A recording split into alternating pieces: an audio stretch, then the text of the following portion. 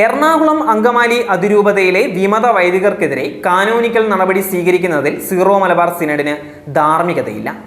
വിമത വൈദികർക്കെതിരെ നടപടി എടുക്കുന്നതിൽ അവർ എവിടെയാണ് തെറ്റിദ്ധരിക്കപ്പെടുന്നത് എന്ന് മുഴുവൻ സിനഡും ചിന്തിക്കേണ്ടതുണ്ട്. എറണാകുളത്തെ വിശ്വാസികൾ ആശങ്കാകുലരാണ്.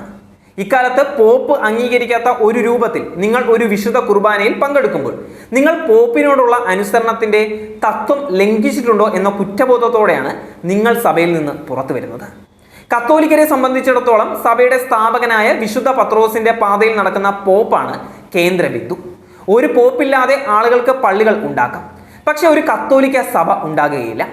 വിഭാഗീയ പോരാട്ടത്തിലെ യഥാർത്ഥ ദുരിതം അനുഭവിക്കുന്നത് വിയോജിപ്പുള്ള പുരോഹിതന്മാരോ സഭാ നേതൃത്വമോ അല്ല, മറിച്ച് രണ്ടുപേരും മറന്നുപോയതായി തോന്നുന്ന പാവപ്പെട്ട വിശ്വാസികളാണ്.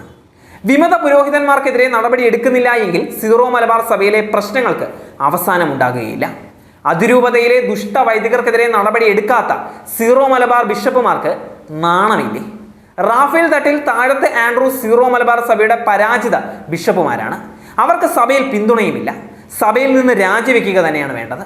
സീറോ മലബാർ സഭയ്ക്ക് മേജർ ആർച്ച് ബിഷപ്പ് തട്ടിലിനൊപ്പം പോകാൻ കഴിയുകയുമില്ല.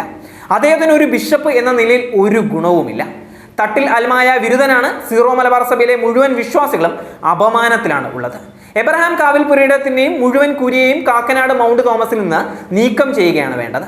സീറോ മലബാർ സിനഡ് ബിഷപ്പുമാരെ ദുഷ്ട പുരോഹിതനായ എബ്രഹാം കാവിൽ പുരയിടത്തിനെ കുരിയയിൽ 8 വർഷത്തേക്ക് നിങ്ങൾ നിലനിർത്തുന്നത് എന്തുകൊണ്ടാണ് നിങ്ങൾ അദ്ദേഹത്തിന് സ്ഥലം മാറ്റം നൽകാതിരിക്കുന്നത്?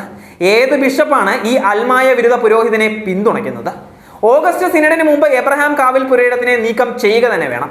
ഈ ബ്ലാക്ക് മെയിലിംഗ് വൈദികനെതിരെ കാനോനിക്കൽ നടപടി എടുക്കുക തന്നെ വേണം.